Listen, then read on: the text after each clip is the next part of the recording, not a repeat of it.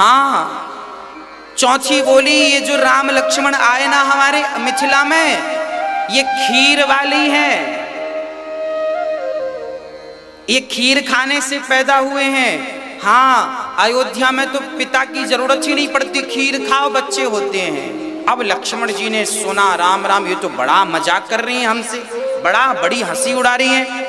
तब लक्ष्मण जी ने मोर्चा संभाला और लक्ष्मण जी ने अपने भैया से कहा, भैया सुनो, अब जल्दी चलो मिथिला से।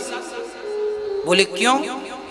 बोले मिथिला से जल्दी इसलिए चलो, आज के बाद कोई मिथिला ना आ जाए, और यदि मिथिला आ जाए तो यहाँ कोई प्रॉपर्टी जमीन ना खरीद ले। क्यों? बोले जमीन खरीद लिया और घर बनाने के लिए खुदाई शुरू की, और खुदाई करोगे तो यहाँ बिटिया पैदा हो जाएगी। हमारे यहाँ तो बाप की जरूरत नहीं पड़ती, यहाँ तो माँ बाप किसी की जरूरत नहीं पड़ती, जमीन खोदो बच्चे मिलते हैं। ऐसा श्री लक्ष्मण जी ने कहा। लक्ष्मण जी कह रहे हैं कि यहाँ तो जमीन खोदने से, मिट्टी खोदने, क्योंकि सीता का जन्म ऐसी तो हुआ था। ये सीता माँ कौन है और इनका जन्म कैसा है? गोस्वामी जी लिख रहे हैं कि सीता माता इतनी सुंदर थी, इतनी सुंदर थी, इतनी सुंदर थी कि इनकी उपमा किससे दें? लक्ष्मी से दें ना। लक्ष्मी माता भी इतनी सुंदर नहीं जितनी हमारी सीता अम्बा है। तो चांद से दे दें ना, चांद तो इनके चरण के अंगूठे जितना भी नहीं है। करोड़ों कामदेव लजा जाएं, इतनी सुंदर माता सीता थी। और माता सीता के जन्म की क्या चर्चा है, इसकी चर्चाएं अनंत हैं। अब मैं कुछ चर्चाएं आपके सन्मुख रखता हूं जो हमने संत जनों के मुख से सुनी है। सारी कथाएं आपको हम रख देते हैं। क्या क्या कथा है जरा सुनिएगा। पहली कथा तो ये है कि सीता माँ पृथ्वी से प्रकट भई। हुआ क्या था, जनक जी के कोई संतान नहीं थी। तब जनक जी ने भगवान से बहुत प्रार्थना की, बहुत पूजा की कि प्रभु कोई संतान हो। तब इन्हें स्वप्न आता है कि जनक जी तुम सोने का हल बनाओ और अपनी जमीन पर चलाओ, तुम्हें कन्या प्राप्त होगी। सोने का रथ बनाकर चलाया तो पृथ्वी माँ से एक सुंदर सी कन्या प्रकट भई जिनका नाम था सीता।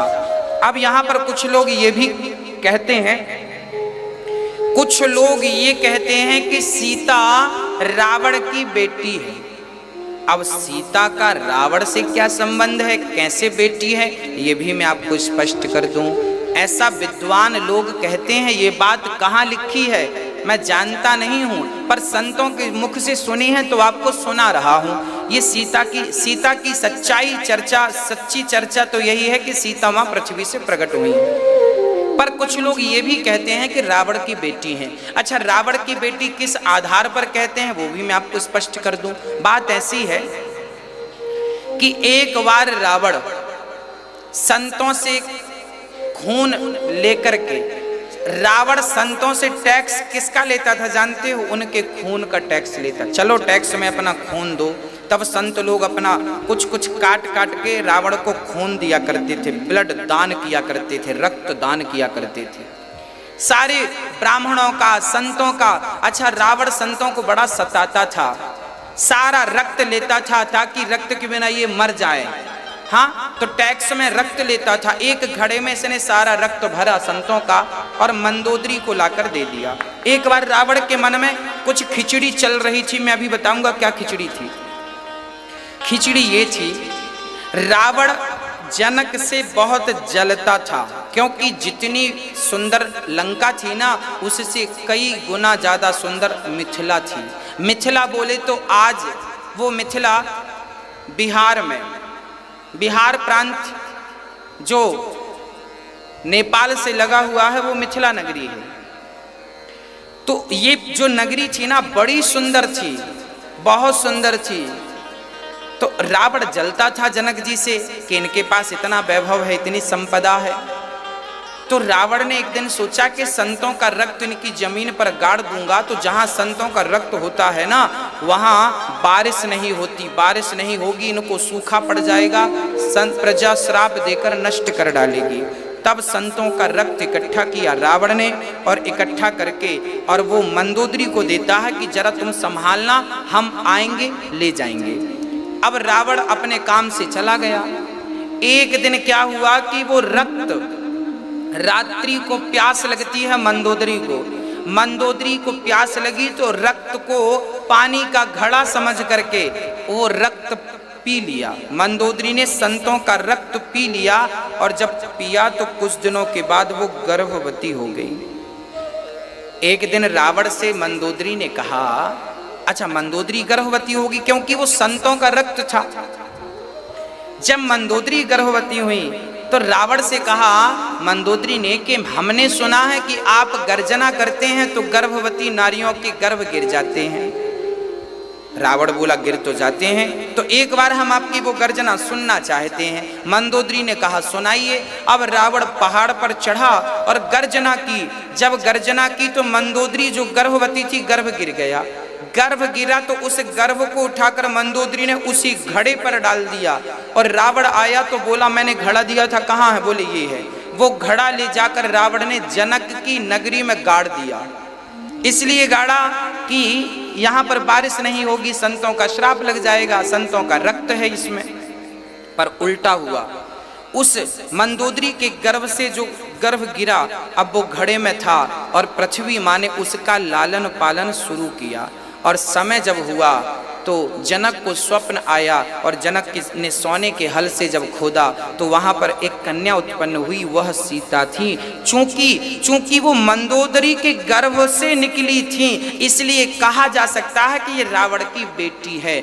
इसके कोई सबूत नहीं है कहीं, ये बात केवल मनमुखी सुनी है हमने संतों के मुंह से, वो आपको सुनाई है।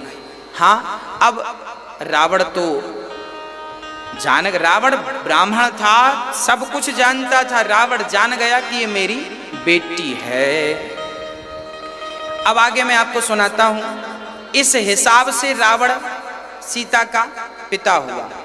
अच्छा, यहां पर आप देखेंगे जब सीता स्वयंवर होता है ना तो रावण भी आया था। यहां गोस्वामी जी स्पष्ट लिख रहे हैं कि रावण ने धनुष को टच भी नहीं किया, अर्थात रावण सीता से विवाह करने नहीं आया था। यहां गोस्वामी जी लिख रहे हैं चौपाई में कि रावण चाप को अर्थात धनुष को छुआ भी नहीं। ऐसी चौपाई अभी मैं गाऊंगा थोड़ी देर बाद। रावण ने धनुष को, आया तो था सीता स्वयंवर में रावण, पर रावण अपनी बिटिया को देखने आया था, ऐसा संत जन कहते हैं। और जब राम ने धनुष तोड़ दिया तब रावण ने राम से कहा था कि प्रभु समय लगे तो हमारी बिटिया को लेके लंका आइएगा, आपका सम्मान स्वागत करेंगे। राम जी ने कहा देखो हम तो आएंगे नहीं। तो रावण बोला फिर मत आओ, हम अपने तरीके से ले आएंगे।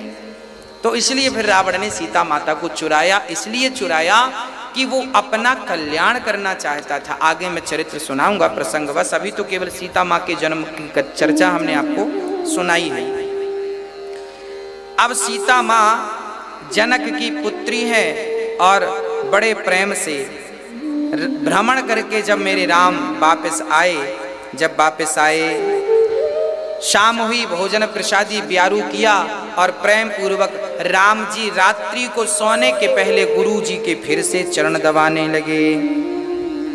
मुनिवर शयन कीन तब जाई, लगे चरण चापन दो भाई। जब गुरु विश्वामित्र जी आराम करने लगे, जब गुरु के पास आप हो तो बिल्कुल निश्चित है कि उनके चरण सेवा जरूर करें। गुरु के चरण राम लक्ष्मण दबा रहे हैं और जब गुरु जी ने कहा कि ठीक है अब राम लक्ष्मण जाओ, आप आराम कर लो। जब गुरु के पास से राम लक्ष्मण चले तो राम विश्राम करने लग गए, तो राम के चरण श्री लक्ष्मण जी दबाने लग गए। कितना प्रेम था राम का लक्ष्मण से और लक्ष्मण का श्री राम से कि राम जी आराम कर रहे हैं तो छोटा भाई पांव दबा रहा है। अब सोचिए कि बड़ा भाई छोटे भाई से प्रेम करे और छोटा भाई बड़े भाई से प्रेम करे तो वो घर नहीं, वो घर स्वर्ग हो जाता है। जहाँ सुमति तहाँ संपत्ति नाना, जहाँ कुमति तहाँ विपत्ति निदाना। इसलिए जहाँ प्रेम अधिक होता है वहाँ संसार का सारा सुख व्याप्त होता है। अब राम जी लेट गए और लक्ष्मण जी चरण दबा रहे हैं।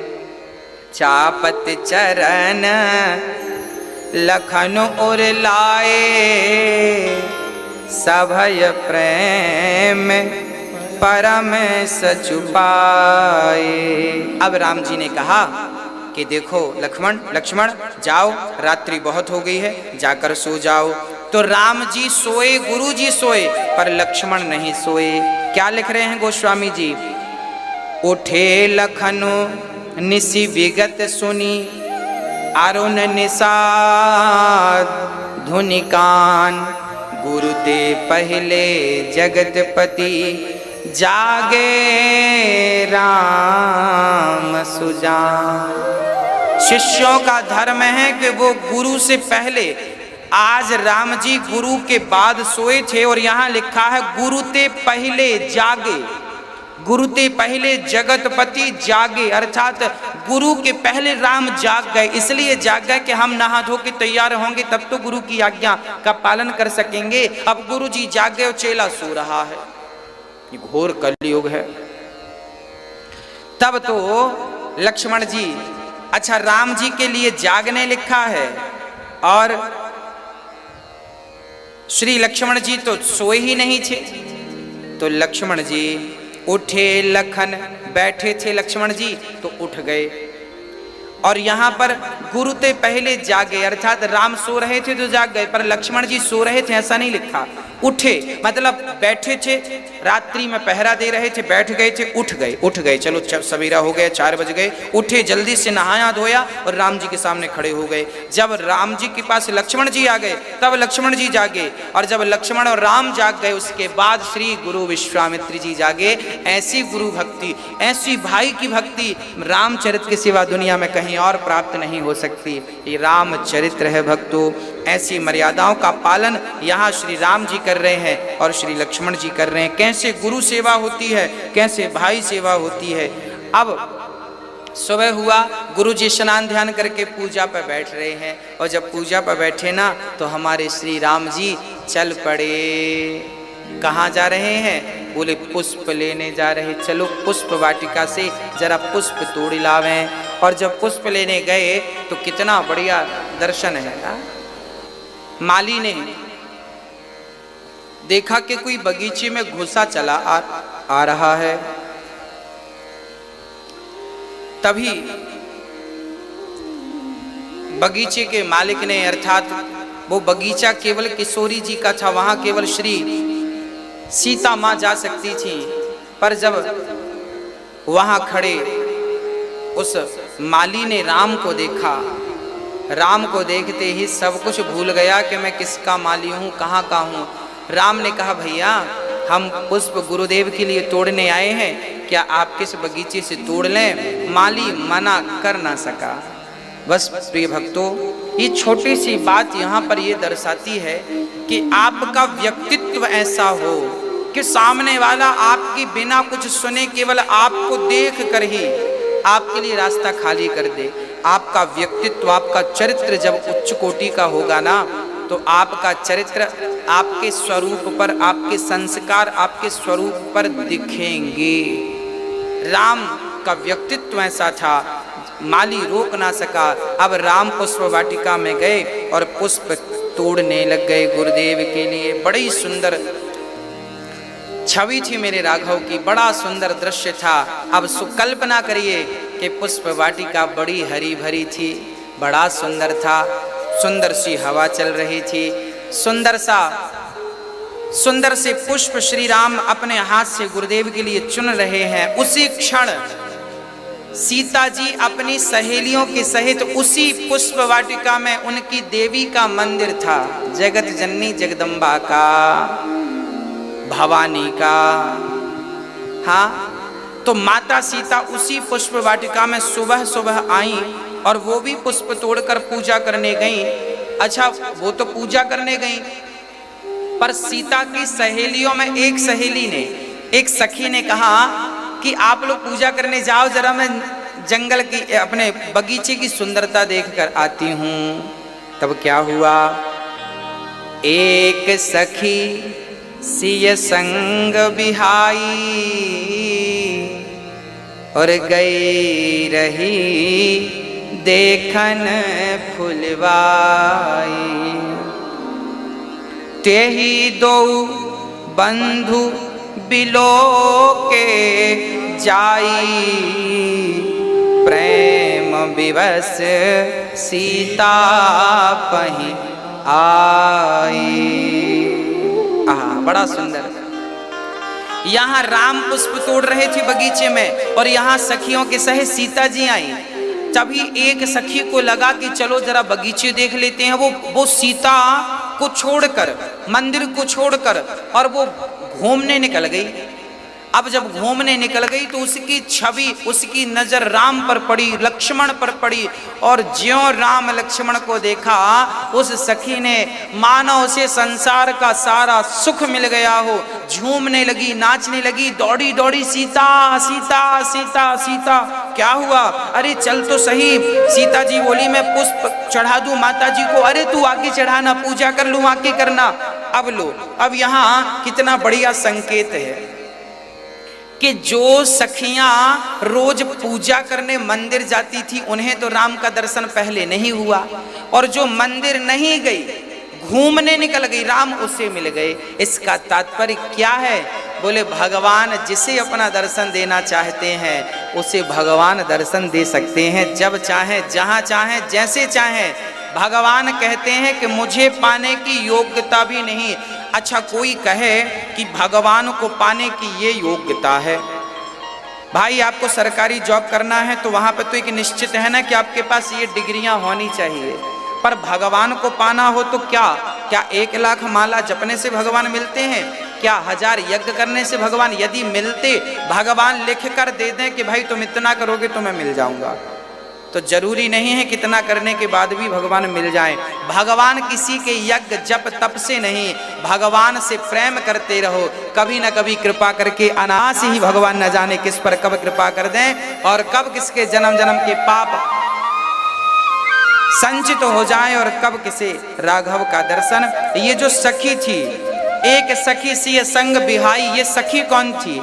ये उर्मिला जी थी।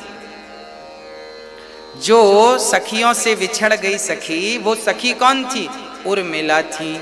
जब उर्मिला जी ने लक्ष्मण जी को देखा, देखती रह गई। मानो उर्मिला जी को लगा जिसकी तलाश थी वो तो यही है। सीता को बतलाती हैं और सीता मैया को पकड़ कर लाती हैं। अब सीता मैया जब आई, यहाँ राम अपनी मस्ती में पुष्प तोड़ रहे थे, लक्ष्मण जी अपनी मस्ती से पुष्प चुन रहे थे। और यहाँ श्री जानकी जी जब आई, किशोरी जी जब आई, तो राम को ऐसा लगा कि कोई आ रहा है हमारी तरफ। तुरंत राम की नजरें उठी और जैसी राम की नजरें उठी, यहाँ सीता जी आ रही थी और सीता जी नजरें झुकाकर चल रही थी। और जैसे ही सखियों ने कहा देख वो है, और जैसे ही श्री जानकी जी ने श्री राम को आंख उठाकर देखा तो आंख सीता जी की राम की आंख से मिल गई और राम की आंख सीता माँ की आंख से मिल गई। दोनों ने एक दूसरे को देखना शुरू कर दिया। आप पलक दृष्टि से सीता जी राम को और राम जी सीता को देखते रहे। और वहां जितनी सखियां थीं सारी मानो पागल हो गई हों। उनकी पलक झपकती नहीं, शरीर बिल्कुल जड़वत हो गया, शरीर हिलने को तैयार नहीं है। माँ जगत जननी जगदम्बा सीता माँ ने तो राम को जब देखा, आहा हा, कितने सुंदर थे मेरे राम। आज जगत का पालनहार जिस परमात्मा ने संसार की स्त्रियां इतनी सुंदर बनाई, पुरुष इतने सुंदर बनाए, पशु पक्षी इतना सुंदर बनाया, जब उन्होंने अपने आप को रचा होगा तो स्वयं अपने आप को कैसा रचा होगा, वो स्वयं कैसे होंगे। और वही जगदम्बा श्री जानकी जी आज श्री राम को और श्री राम जी माँ जगत जननी जी को देख रहे। आप पलक दृष्टि से बस देखते जा रहे हैं, देखते जा रहे हैं, नजर हिलने को तैयार नहीं। अब क्या हुआ, सारी सखियां खड़ी हैं और यहाँ श्री लक्ष्मण जी जब पुष्प तोड़ के घूमे, इस तरफ मुंह किया और जब लक्ष्मण की दृष्टि पड़ी तो लक्ष्मण जी भी निहाल हो गए। देख करके लक्ष्मण जी किसे देख रहे हैं? उर्मिला की तरफ देख रहे हैं। उर्मिला लक्ष्मण को देख रही हैं और सीता जी राम को, और राम जी सीता जी को देख रहे हैं। देखते देखते देखते देखते मानो सीता जी राम को इसलिए देख रही हैं कि राम की ये तस्वीर, राम की ये झांकी, राम का ये स्वरूप मैं उठा करके अपने हृदय में, अपने चित्त में बसा लूं। और देखते देखते देखते देखते देखते देखते सिया जी ने, सी जानकी जी ने अपने नेत्रों को, अपने नयनों को मानो बंद कर लिया। क्यों बंद कर लिया? सीता जी से पूछा, आपने नेत्रों को बंद क्यों कर लिया? तब सीता जी बोली हैं, मैंने नेत्रों को बंद नहीं किया, मैंने तो राम को हृदय में बसा करके दरवाजों को बंद कर लिया ताकि मेरे राम बाहर निकल ना जाए। नेत्रों को नहीं, ये तो कपाटों को, दरवाजों को सीता जी ने बंद कर लिया। प्रिय भक्तों, ये दर्शन की पद्धति सीता माँ हमें देकर के जा रही हैं। कभी भी भगवान का दर्शन किया करो तो कैसे दर्शन करना चाहिए आपको? बोले भगवान के मंदिर में जब जाओ तो दर्शन कैसे करो? बोले भगवान को देखो देखो, बार बार देखते रहो। आप पलक, बिना पलक झपकाए भगवान को देखते रहो, देखते रहो, देखते रहो। उनका श्रृंगार कैसा है, उनकी आंख कैसी है, उनके गाल कैसे हैं, उनका हृदय कैसा है, उनके चरण कैसे हैं, उनके हाथ कैसे हैं, एक एक अंग को देखो और देख देख करके फिर जानकी जी की तरह नेत्रों को बंद कर लो। फिर आंख बंद करके, अच्छा सीता जी ने आंख बंद क्यों की? क्योंकि सीता जी को लगा ये तो अभी सामने खड़े हैं और अभी हम यहाँ से चली जाएंगी, यहाँ से जाने के बाद हम इनका ध्यान करेंगी तो ये आएंगे कि नहीं। तो आंख बंद करके सीता जी ने पहले ही प्रैक्टिकल कर लिया कि आंख बंद करके देखती हूँ कि नहीं, देखती हूँ आते हैं कि नहीं। और जब आंख बंद करके सीता जी ने देखा तो जो राम को अभी बाहर पा रही थी, उन्हीं राम को अब अपने भीतर पाना शुरू कर दिया माँ जगत जननी ने, सीता जी ने। और यहाँ राम का भी हालत, राम जी की हालत भी ठीक नहीं थी। अब तो राम जी जहां देखें, जिस तरफ देखें, ऐसी छवि चित्त में बस गई कि अब तो सीता के सिवा राम को कुछ नजर ही नहीं आता। अब तो पुष्प में भी सीता जी नजर आने लगी। अब तो जो श्रृंगार जिस पर पुष्प रखे थे ना, उस पर भी राघव को सीता जी नजर आने लगी। और अब राम जी देख रहे हैं, सीता जी फिर आंख खोल के राघव को देखी। तब तो लक्ष्मण जी ने कहा, सरकार बहुत हो गई, अब चलो गुरुजी लेट हो रहे हैं, उस पे भी तो देने हैं। अच्छा ठीक है चलते हैं। अब यहाँ राम जी को लक्ष्मण जी ने कहा, वहां सखियां सीता जी से कहीं बस कर सीता, कल फिर आएंगे स्वयंवर में, उन्हें खूब देख लेना।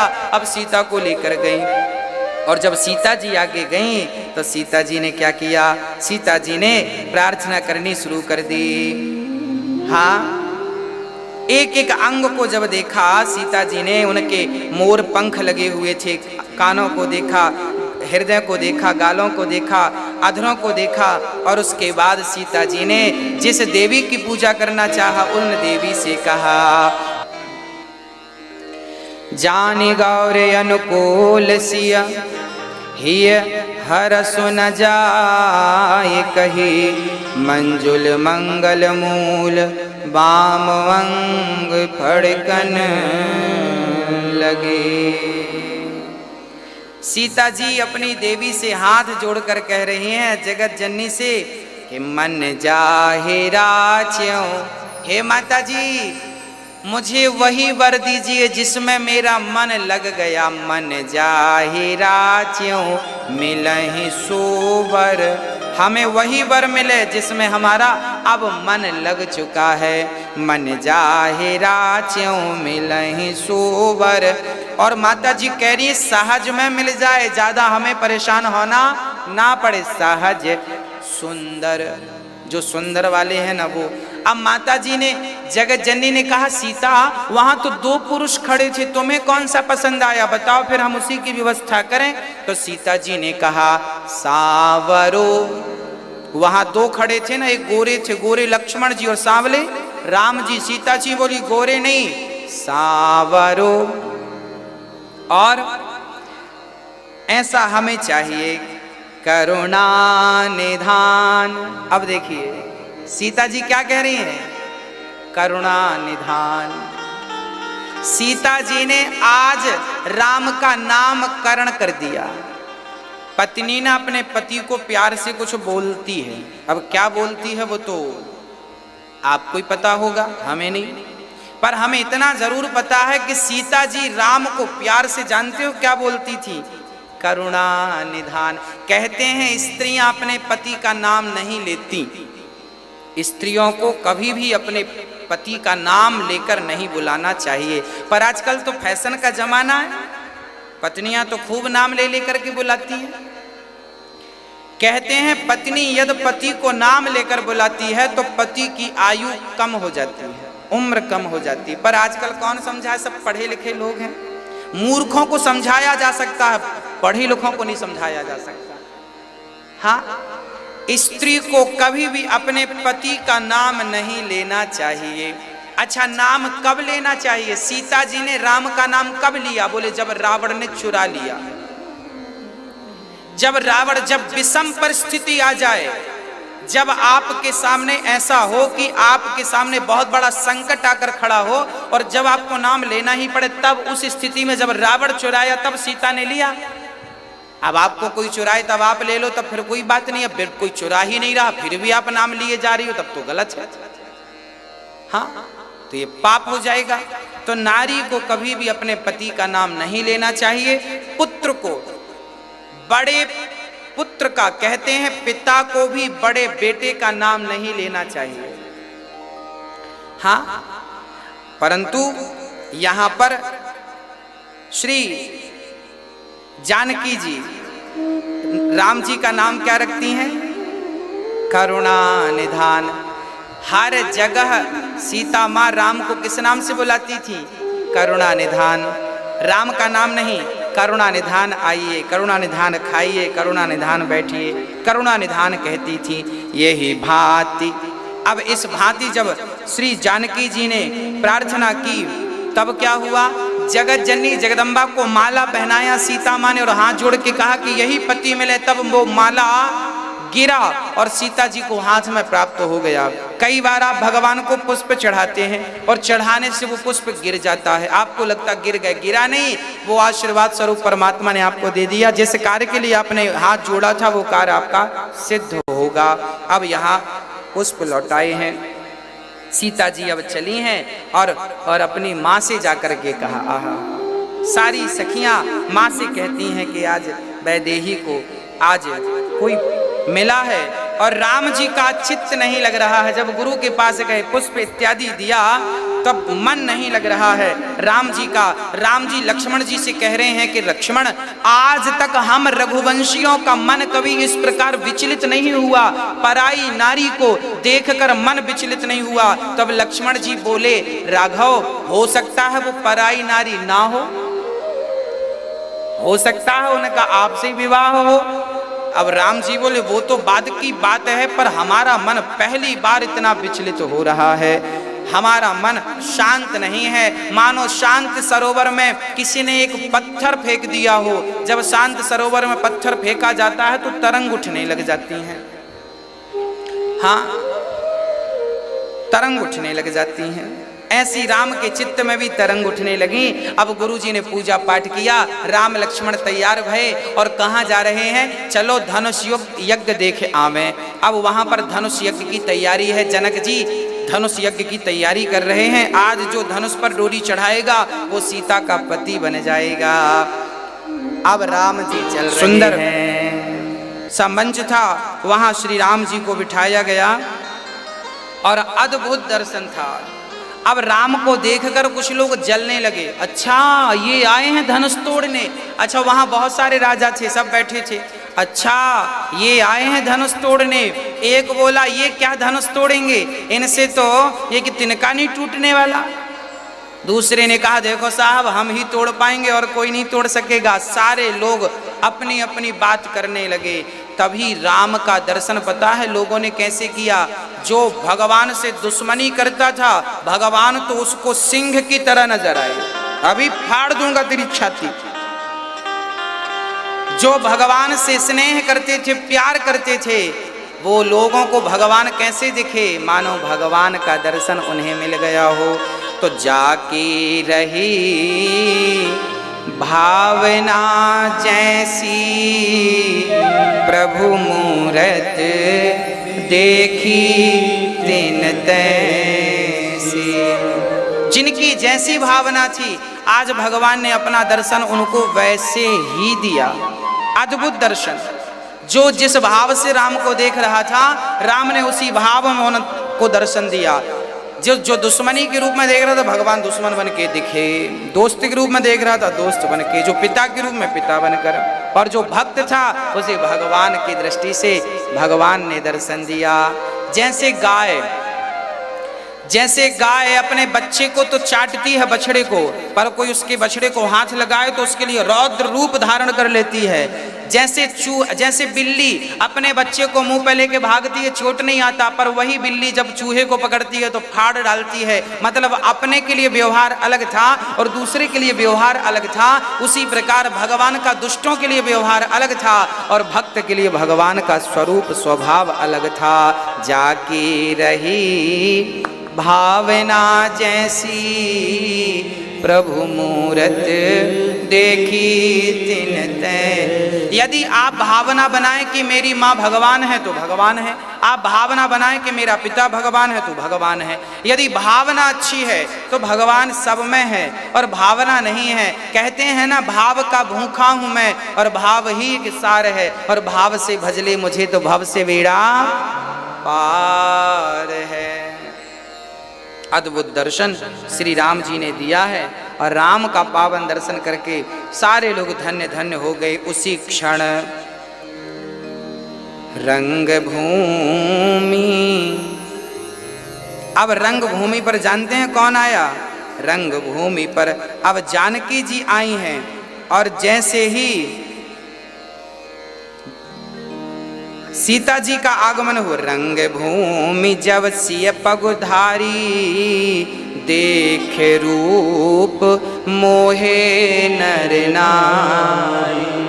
चारों तरफ राजा महाराजा बैठे थे, बीच में धनुष रखा था, ऊपर सिंहासन पर जनक जी बैठे थे, और सीता जी आई सखियों के सहित, शंख बजते हुए, नगाड़ा ढोल बजते हुए सीता जी आई। वहां गोस्वामी जी लिख रहे हैं, रंग भूमि जब सिय पगधारी, तो रूप देख मोहे नर नारी। सीता जी इतनी सुंदर थी कि नारियां और नर, बच्चे और बूढ़े सब सीता को देखकर मोहित हो गए। यहाँ एक संदेह लोग करते हैं, गोस्वामी जी चौपाई लिख रहे हैं कि नारी ना मोह नारी के रूपा। नारी कभी नारी के रूप को देखकर मोहित नहीं होती। अर्थात कोई स्त्री कितनी भी सुंदर हो, पर एक सुंदर स्त्री दूसरी स्त्री को अच्छी नहीं लगती। दूसरी स्त्री अर्थात स्त्रियां कभी स्त्रियों को अपने से ज्यादा सुंदर नहीं मानती। स्त्रियों को लगता है हम ही सबसे सुंदर हैं। ये बात रामचरितमानस में लिखी है। स्त्रियां अपने से सुंदर कभी किसी को नहीं मानती। स्त्रियों को लगता है हम ही सबसे ज्यादा सुंदर हैं और तुम क्या हो हमारे सामने। हाँ, नारी ना मोह नारी के रूपा।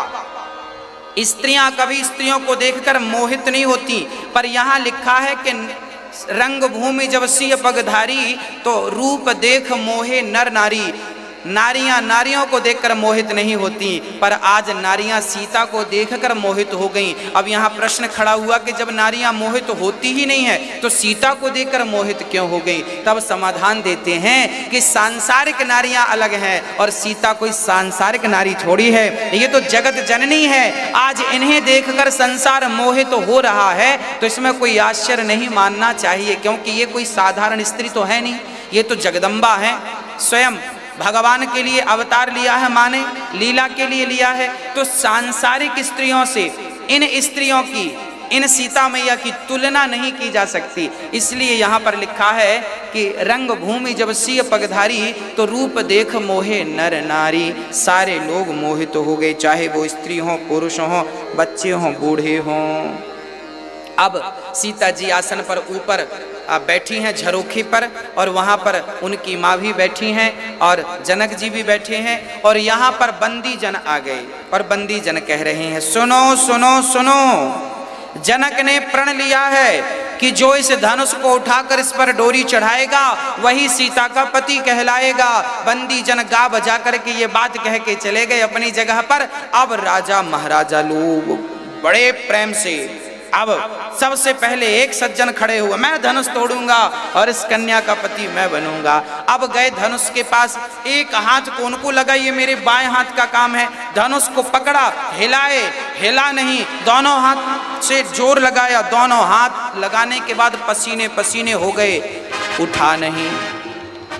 अब दूसरे राजा ने तुम क्या हो, तुमसे उठा नहीं, देखो हम कैसे उठाते हैं। एक राजा गया। अब यहाँ विडंबना क्या थी कि एक राजा जब जाता था ना तो भगवान से कहता था, हे भगवान धनुष हमसे ही उठे। वहां पर बैठे कितने राजा थे, बोले 10,000 राजा थे। तो एक राजा कहता कि हमसे धनुष उठ जाए, और बाकी जो 9,999 राजा थे वो कहते मन ही मन, हे भगवान इससे ना उठे। तो अब आप ही बताओ कि भगवान एक की सुनेंगे कि 9,909 की सुनेंगे, 999 की सुनेंगे।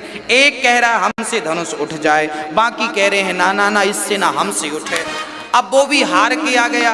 फिर तीसरा गया, धनुष हिलाया, उठाने का बहुत प्रयास किया, उठा नहीं। सारे राजाओं ने ट्राई कर लिया। तब क्या हुआ, भूप सहस 10 एक ही 12, लगे उठावन टरहि न टारा। अब जब एक एक करके 10,000 राजाओं ने ट्राई कर लिया, धनुष हिला नहीं। तब जानते हैं क्या हुआ, उन सारे राजाओं ने एक साथ धनुष उठाया। यहां पर यह भाव भी है कि एक ही वारा, भूप सहस 10 एक ही वारा, एक ही वार मतलब एक ही दिन में 10,000 राजाओं ने ट्राई किया, पर धनुष था जो हिलने का भी नाम नहीं लिया। अब बड़े चक्कर में पड़ गए, क्या करें क्या करें क्या करें। हिला भी नहीं किसी से। एक ही वारा मतलब एक ही दिन में सारे राजाओं ने प्रयास किया पर धनुष नहीं हिला। अच्छा, वार एक ही वारा, वार कितने होते हैं? हम आपसे पूछ रहे हैं वार कितने होते हैं, तब आप कहेंगे 7 वार होते हैं। सोमवार, मंगलवार, बुधवार, गुरुवार, शुक्रवार, शनिवार, रविवार, 7 वार होते हैं। सबसे बढ़िया वार कौन सा है इन 7 में? कोई कहेगा सोमवार, कोई मंगल, कोई बुध, कोई गुरु, कोई शुक्र, कोई शनि, कोई रवि। पर हमें लगता है कि इन 7 वारों से भी बढ़िया एक वार और है, बोले परिवार। जिसका परिवार अच्छा है उसके लिए 7 वार अच्छे हैं, 300 दिन अच्छे हैं और पूरी जिंदगानी अच्छी। और जिसका परिवार ही अच्छा नहीं तो क्या सोमवार, क्या मंगलवार, क्या बुधवार, क्या गुरुवार, क्या शुक्रवार। हाँ जी, अब इस प्रकार श्री सारे राजाओं ने जब धनुष उठाया, हिला नहीं, तब जनक जी बड़े दुखी हो गए। राम राम राम राम राम। कोई क्षत्रिय बचा ही नहीं। अब जनक जी के वचन थे, कोई क्षत्रिय नहीं बचा, किसी के भुजाओं पर ताकत नहीं रही, और मेरी बेटी तो अब कुंवारी रह जाएगी। पर मैं आप सभी से विवाह नहीं करूंगा क्योंकि आप में से कोई क्षत्रिय नहीं है। जब ये बात श्री लक्ष्मण जी ने सुनी, आग बबूला हो गए। जनक जी खबरदार, जो आपने दोबारा ऐसे शब्द कहे। जिस सभा में रघुवंश बैठे होते हैं और राम बैठे होते हैं, लोग ऐसी बातें नहीं करते। आप कहें तो मैं इस धनुष को क्या पूरी पृथ्वी को गोल गेंद की तरह लेके और 100 कोस तक दौड़ के चला जाऊं। आप कहें तो तिनके की तरह ये पृथ्वी को चकनाचूर कर दूं। और ये धनुष को क्या कहें। अब जब लक्ष्मण जी ने क्रोध में आकर, आप शेषावतार हैं, ये सब कर सकते हैं। अब जब लक्ष्मण जी ने बातें कही, जनक जी शांत हो गए। और जब जनक जी शांत भये तो गुरुदेव ने लक्ष्मण का क्रोध शांत किया। लक्ष्मण लक्ष्मण सुनो, आप क्रोध ना करो, बाजू में आकर बैठ जाओ। अच्छा, लक्ष्मण जी कह रहे हैं हमसे कहो, हम तोड़ देते हैं। अब सोचो कि लक्ष्मण जी धनुष तोड़ देते तो फिर सीता लक्ष्मण की हो जाती, फिर राम क्या क्या होता, फिर राम जी को बाबा जी बनना पड़ता, फिर राम जी थोड़ी शादी करते। तब राम जी को गुरुदेव ने कहा, लक्ष्मण लक्ष्मण बैठो। विश्वामित्र समय शुभ जानी, बोले अति स्नेहमयवान। उठहु राम भंजहु भव चापा, मैटहु तात जनक परितापा। जनक जी ने क्रोध किया, लक्ष्मण जी खड़े हो गए। गुरुदेव विश्वामित्र जी बोले लक्ष्मण आओ, आप बैठो, आप क्रोध ना करो। समय शुभ जानकर श्री गुरुदेव ने राम को कहा उठाऊं राम, उठो राम, उठो राम, और भंजाऊं भव चापा। ये भव का जो धनुष है, अहंकार का सूचक है ये धनुष। जाओ और अहंकार, ये 10,000 राजाओं को जो अहंकार था, इनका अहंकार जाकर के तोड़ डालो, ऐसा कहा। और जनक का संताप मिटाओ। राम जी ने गुरुदेव को प्रणाम किया, गुरुदेव के साथ जनक जी को प्रणाम किया, अपने इष्ट को प्रणाम किया। आप यहाँ पर एक शिक्षा पाइए और समझिए कि जब भी कोई काम करें तो एक बार अपने इष्ट को, अपने भगवान का स्मरण जरूर कर लें। हे प्रभु, हम ये कार्य करने जा रहे हैं, आप कृपा बनाए रखिएगा। गुरुदेव का स्मरण करें, इष्ट का स्मरण करें। और वहाँ से राम जी गए हैं, धनुष को प्रणाम किया है। शंकर जी का धनुष है ना, प्रणाम किया, धनुष की परिक्रमा लगाई, आदर किया।